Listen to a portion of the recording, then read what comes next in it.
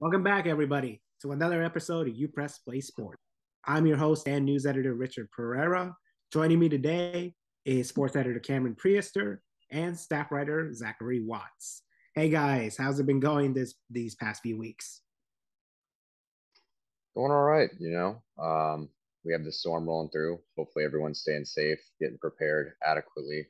Um, Unfortunately we missed last week due to some scheduling issues, but feels good to be back. Good to talk some FAU sports. A lot of good to talk about, also some bad we need to cover as well.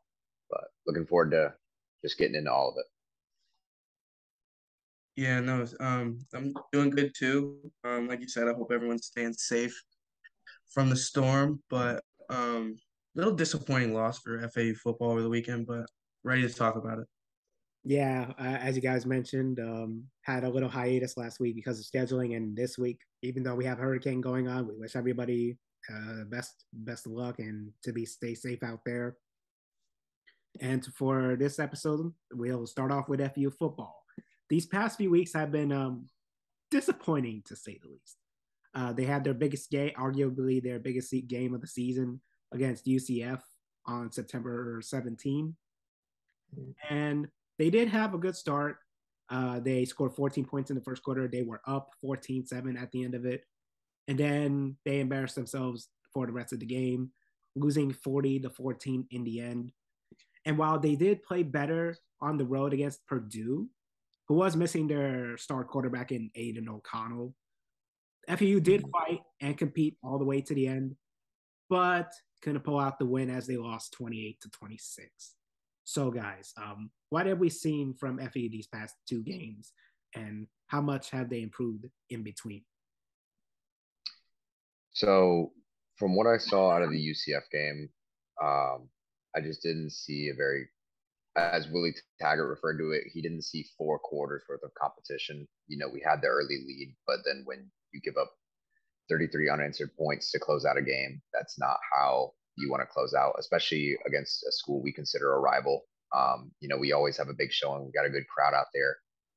There was some inclement weather prior to the game, but that's no excuse based off the showing we had. Um, I don't know if we won or lost the turnover battle. Um, I'm pretty sure we won, but still just couldn't get anything going.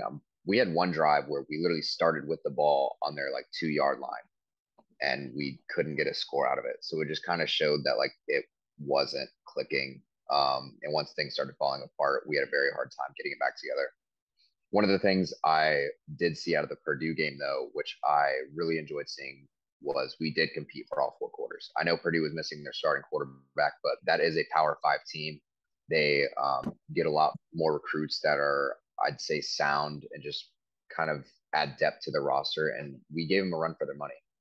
And I was really pleased with the showing from that. Obviously, a late turnover in that game ended up sealing the deal, but it shows some growth from the UCF game. So it's good to see that our guys didn't give up and that Tiger kind of has the guys in a persistent mentality of trying to fight back and play to the whistle now.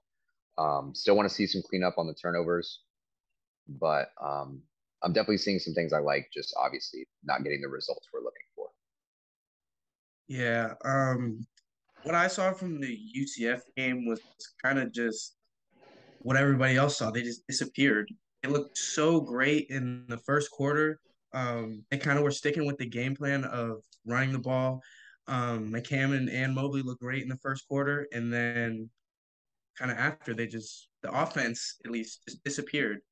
And I want to say in the first quarter they had 170 yards of total offense, and in the final three, it was I'm not sure exactly, but I want to say it was about 30 yards less. So that can't happen. Um, from the Purdue game, it was it was kind of more I'm blanking right now. I'm sorry.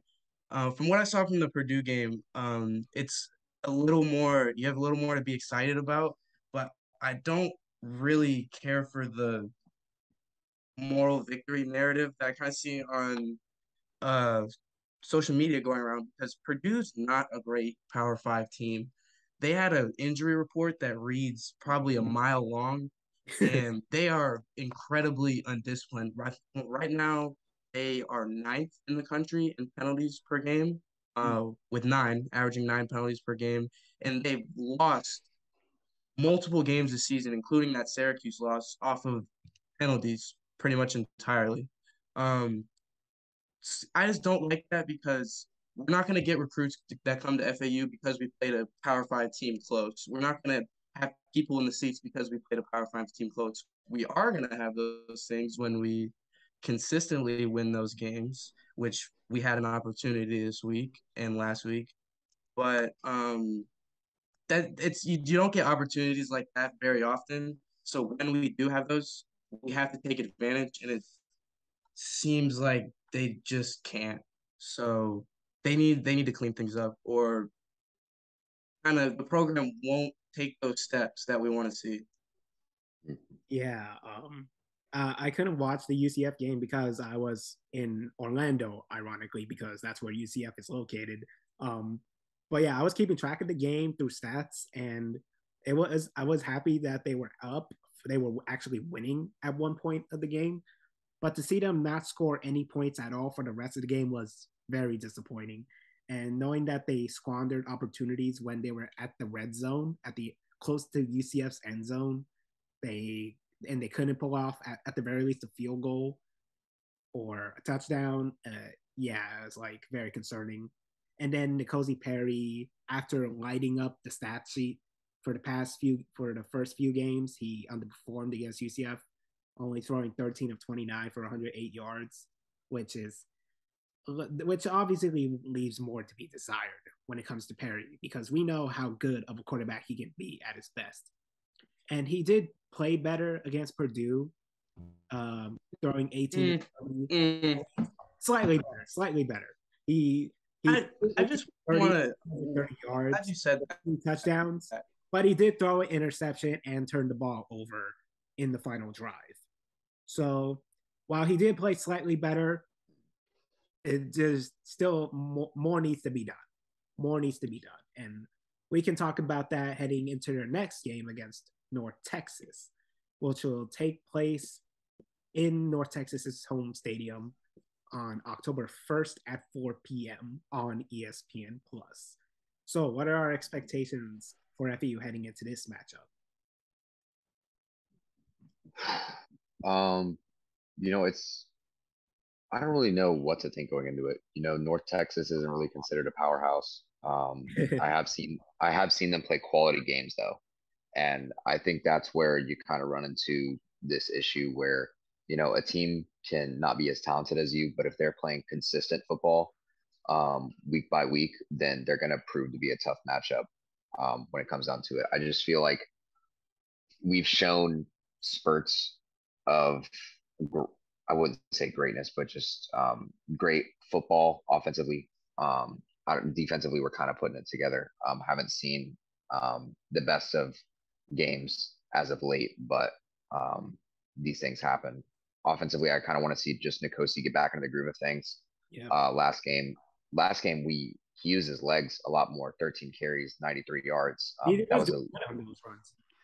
Yeah, a little bit out of character, but that's not a bad thing. If you're making production in any way, that's always a good sign. But I definitely want to see our offense just not turn the ball over, keep the penalties at a minimum. And as for the defensive side of things, definitely don't extend drives with more unnecessary penalties. Um, don't get don't get broken down mentally. It's okay if you make physical mistakes; those things happen. Just don't lose the mental side of things. I know we talked, or I know I said a little earlier. I was glad that we competed for fourth quarters or for 4 quarters. I don't really care if we compete for 4 quarters or not. We need to win this football game. This is a must win for us. Definitely with the roster that we have. It by this time of the year, you should start to put things together completely. You should be making some greater strides this deep into the season. So I'm looking to see vastly greater performance this time around. I'm kind of have the same idea. I'm not really sure what to expect.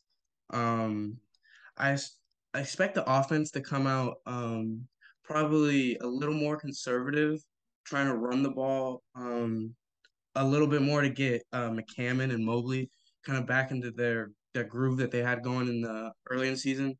Also, like you mentioned earlier, Nkosi didn't play horrible, but I don't think he played great against Purdue. I think the stat line's a little misleading. He had 3 touchdowns and 60% completion rating, but he missed a lot of freebies, a lot of like short third down passes that if you're gonna be taken seriously as like QB1 at this level, and if he wants to compete for a roster spot at the next level in the NFL, you have to make those throws. And he missed a bunch of them against Purdue. So I imagine they'll probably try to keep things simple on offense to get the running backs back into the groove and kind of get his confidence back after 2 shaky weeks. But like you said, they can't be broken down mentally. This is a must-win game. North Texas isn't a powerhouse. We're finally done with non-conference play, and you should be in mid-season form right now. So I just hope to see kind of a bounce back game from FAU. Yeah, I definitely see this as a bounce back game for FU. Not only is this because non-conference play is done, this is also the continuation of conference play. So beating North Texas will allow FAU to stay undefeated in Conference USA play. So this is definitely an important game. And for Nkosi Perry to bounce back, he has to keep finding LaJohntay Wester. Like, shout out to him. He is leading the nation in receiving touchdowns. That is a feat, an accomplishment to be proud of for Wester. He's after coming off a great freshman year, he's doing excellent this season. So it should be important for Perry to continue throwing the ball to Wester. And if the opposing defense decides to focus in on Wester, preventing him from getting a lot of catches, find the other receivers like Jamal Edrin or Jaquan Burton on occasion, because they can make very good catches once the offense starts to open up for them.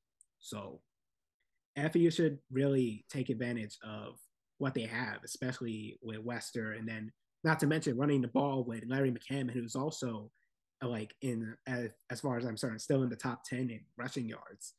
So yeah, they should really make the most of their opportunity. The offense has the weapons. And I think it kind of almost, I don't want to pick on him too much, but it kind of falls on Perry because you have probably the best stable of running backs in the conference, between Mobley, McCammon, and Johnny Ford. And like you said, with the defense is keying on McCammon or excuse me, Wester so much, that should create opportunities for Burton and Edrin, who both have looked great all year. Edrin had a really big catch late in the game against Purdue. So I think as long as Perry can, keep his confidence and make those kind of short freebie throws that the defense gives him, the weapons should be able to kind of do a good chunk of the work for him. So as long as he just stays confident and can make those throws, offense should be fine going into the rest of the season. Yeah, I definitely agree. Best of luck to them against North Texas, and we'll see how they play against them. And moving on from FAU football, we have FAU soccer, and we're starting off with the men's. They started conference play in the American Athletic Conference, getting a very respectable draw against USF 1-1 at home.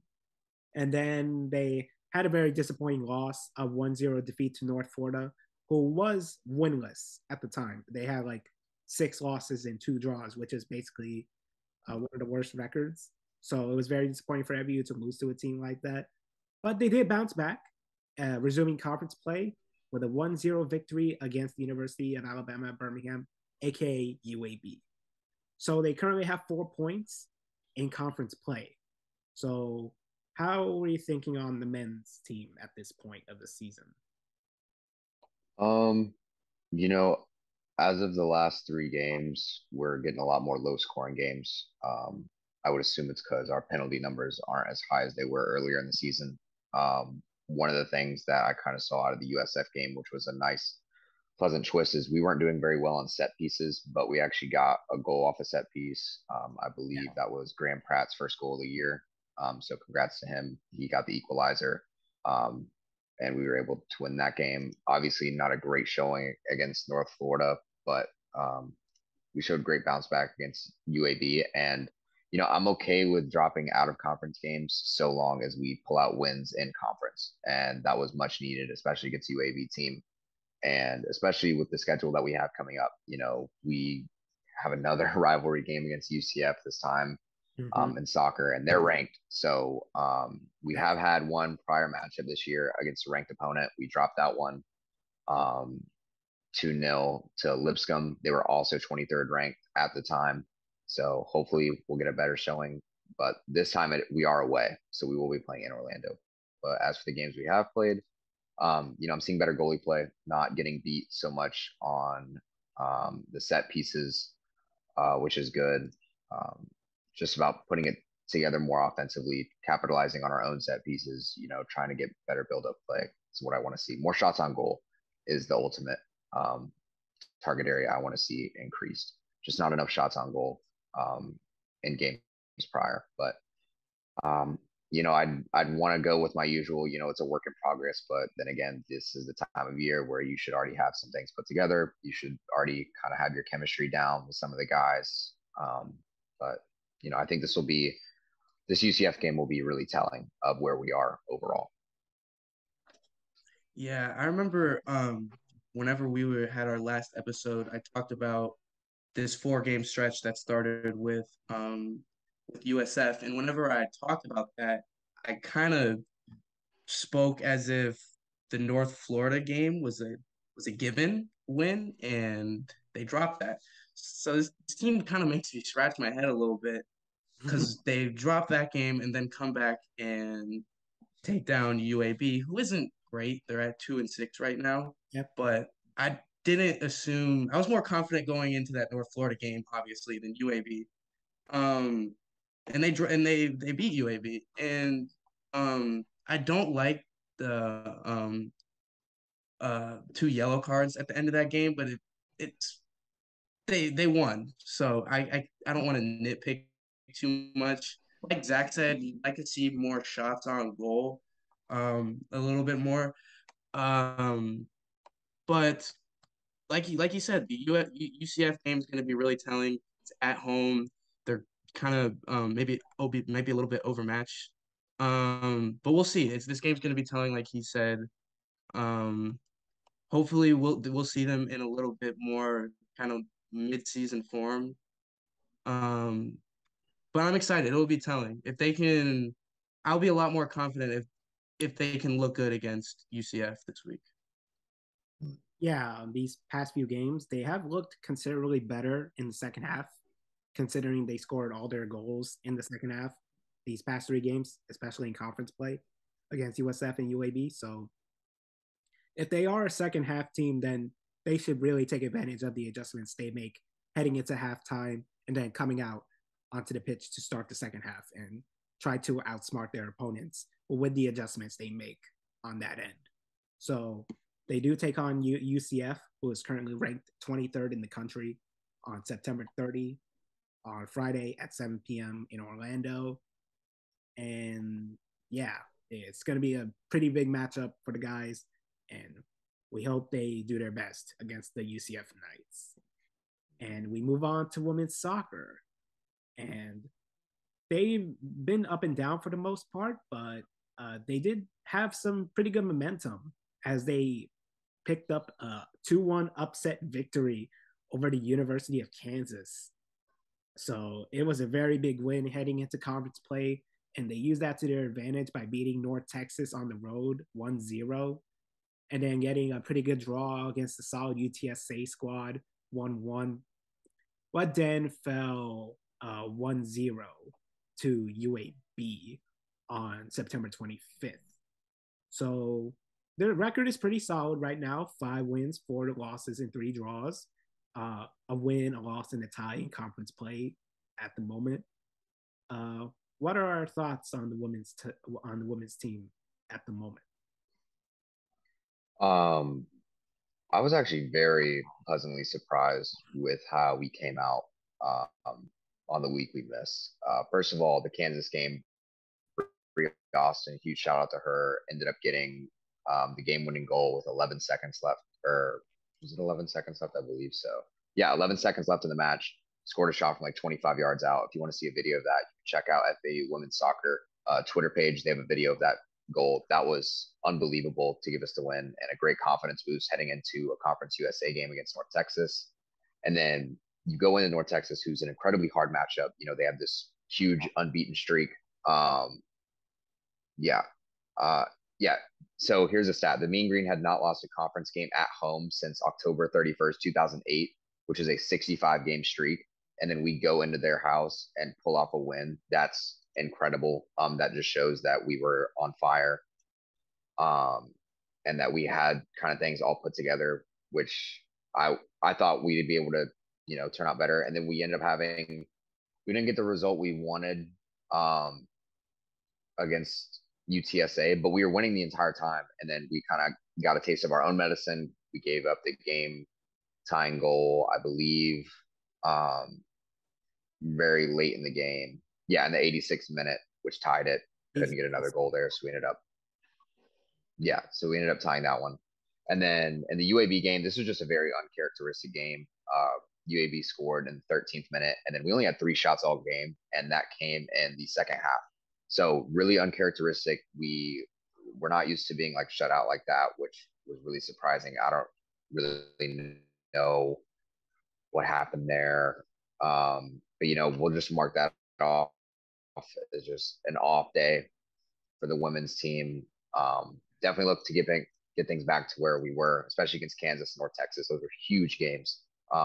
And especially with the schedule coming up, I believe we have 1, 2, 3, 4, 5. So yeah, we're closing out with all conference games. So 7 conference games in a row. Definitely need some strong showing there. But I definitely like what I saw, and I'm very pleased with how they performed. Yeah, similar thoughts. I was very pleased as well with especially that huge Kansas win and then the North Texas win, which was kind of a little bit of a barn burner. The Key Gersich had the first goal, I think, in the 4th minute, and then I don't think there was a score again for the rest of the game.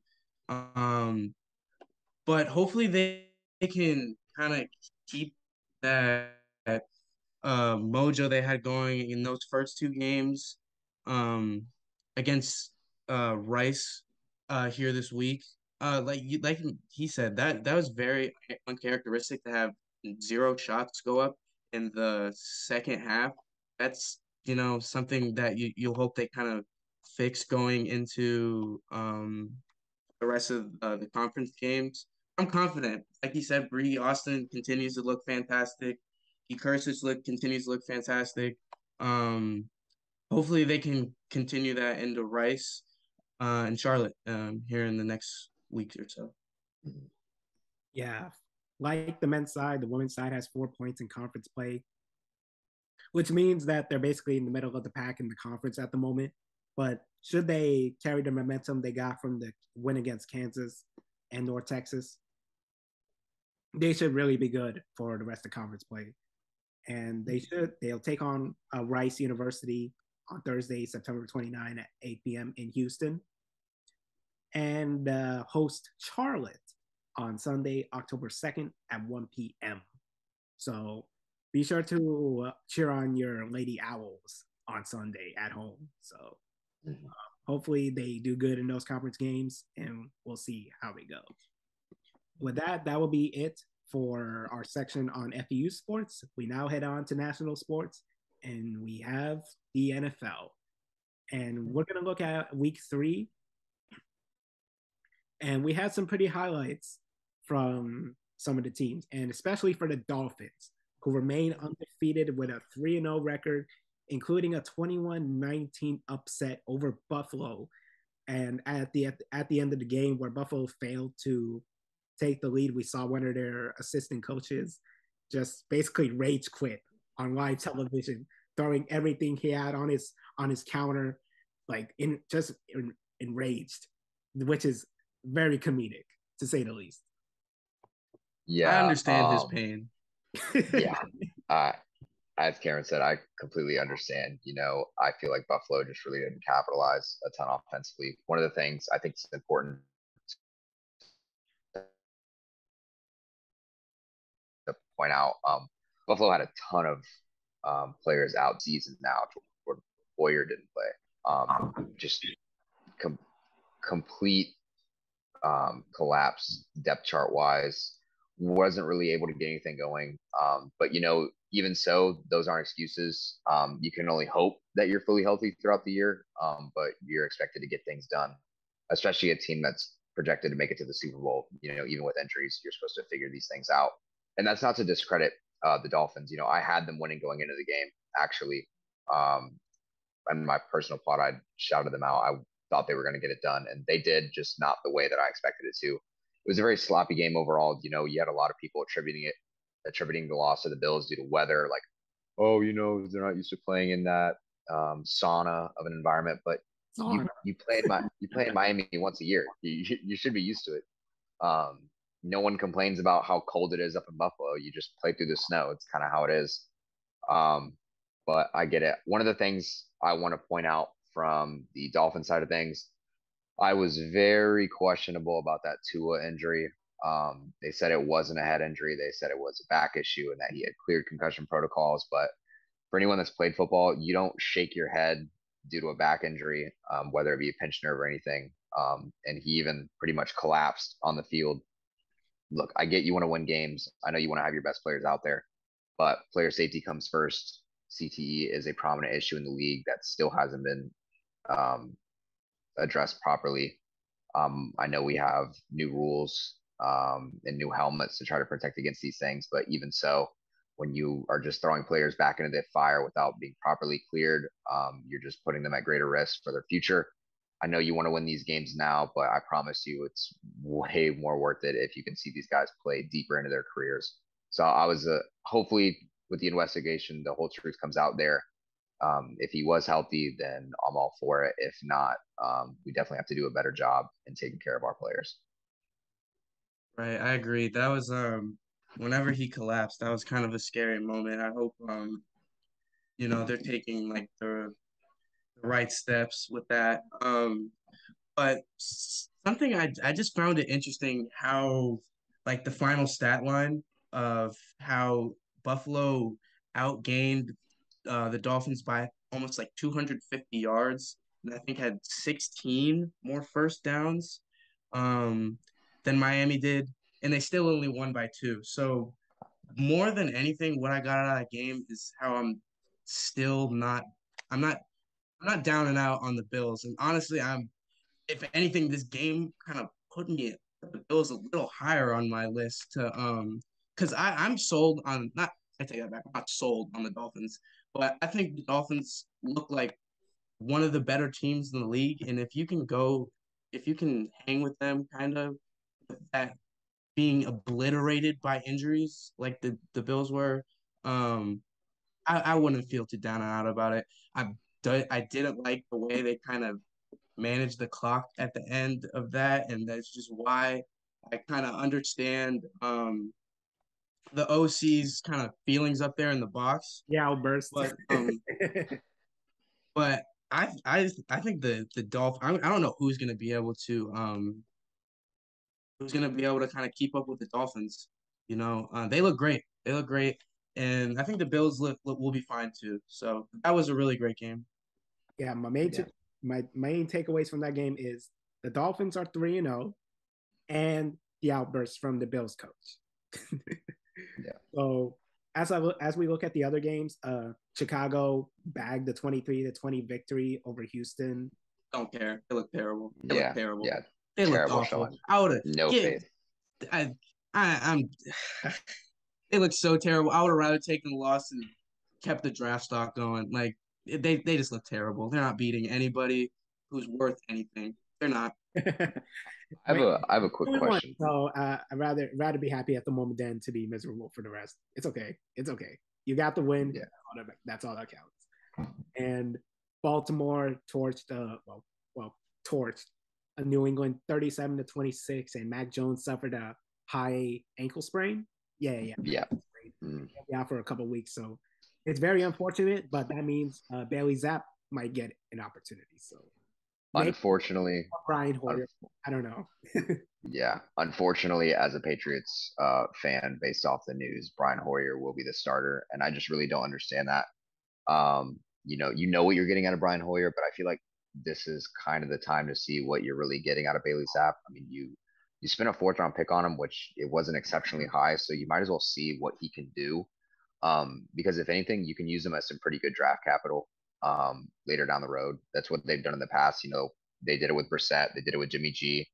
Give him chances to just show out for a game or two and then move on. I mean, this is a guy that literally almost broke 6,000 yards and broke all the records against FAU when he was at Western Kentucky. Broke the record for most passing touchdowns in a season. I mean, had one of the best statistical seasons I've ever seen from a quarterback. So I hope we give him a chance. I just know from our perspective, we're just not getting anything out of Bailey Zapp. And on the other side of things, what I want to point out is Lamar Jackson has scored 2 touchdowns in every single game he's played since they've gone over his contract and still hasn't got paid. Yet the Broncos have paid Russell Wilson $250 million to score 2 touchdowns through 10 quarters. So I don't know what we're missing here. I don't know what we're missing from Lamar's side of things. Pay that man his money. Because if not, I would love to see him in a Buccaneer uniform. He's right now in the odds makers. He's the highest to go to the Bucks after Brady should retire. Even as a huge Brady supporter, I think it's about time to wrap it up. I mean, Bucks offense just kind of looking lackluster up to this point. Is that contract year mentality? And Oh yeah. And as we look at the other games, Philadelphia torched. Before we move on, yeah. I just wanted to ask you guys, what do you think Lamar, if he continues playing like this for the rest of the season, what do you think Lamar asked for? Because I'm thinking right now, he's going to ask to be the owner of the team. He's asking for the Brinks truck, no doubt. That's what I'm saying. If Russell Wilson got 250, Russell Wilson set the market with that $250 million, and he looks bad. Who's going to have enough money to pay Lamar not only what he asked for, but what he deserves, actually? I can't think of a number, but that's what I got out of that game. And like you said with Bailey Zapp, I'd really rather see the Patriots give him the chance because I don't think a lot of people taking it really grasp what he did last year at Western Kentucky. That was a statistical anomaly offense. I want to say they had 1,700-yard receivers. That's unthinkable to me. What they did with that offense was insane, and all of us we got a firsthand look at it when they absolutely destroyed FAU. But that my takeaway from that game was just how much the Ravens messed up by not paying him before the season. Mm-hmm. Yeah, for sure. And as we look at the remainder of the week 3 games, Philadelphia killed Washington 24-8. Jacksonville is looking better as the season goes on, beating the Chargers 38-10. Green Bay and San Francisco squeezed. Oh wait, no. Green Bay squeezed past Tampa Bay 14-12. Denver only won by 1 point against the 49ers, and it's all thanks to Jimmy Garoppolo stepping out of bounds. Yeah, Jimmy G in those moments. That's always great. That's always great. Seeing Jimmy G out of bounds for no reason. The play calling there also abysmal. Why are you in a shotgun set on your own 1 yard line? You're already giving him no room to work, and then naturally as a quarterback, you're used to taking your drops. So to just have him, first of all, he's facing pressure immediately. They saw that, and then they tried to run some deep play to go for 20, 30 yards. What are you doing as an offensive coordinator? That's just super questionable there. 2 things I wanted to kind of ask you guys. Are you guys higher on the Eagles stock right now or the Dolphins stock right now? Dolphins at the moment, but Jalen Hurts is looking dangerous. He is easily the engine of that Eagles offense, and the Eagles are looking pretty good because of him. Yeah, and then the other thing I wanted to ask, more specifically, this goes into Justin Jefferson's performance back-to-back weeks where he's gotten locked down by Darius Slay Jr. and Darius Slay and Jeff Okudah. Now, I don't know where you guys consider Okuda and Slay as top corners, but if you're considered one of the best wide receivers in the league, especially as a number one for the Vikings, I don't think you can have any excuse to get shut down back-to-back weeks.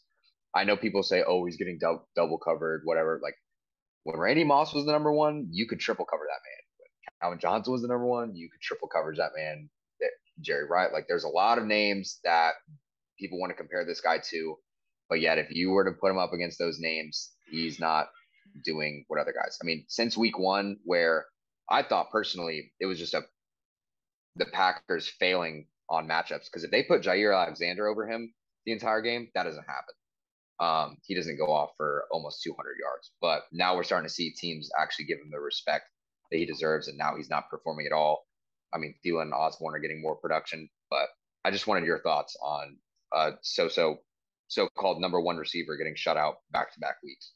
Oh, yeah, I'll take that. I think more of that goes to kind of us as like fans and the media's fault more than his because I like Justin Jefferson, but I thought it was outrageous. Some of the people that are having him as like wide receiver one and wide receiver two.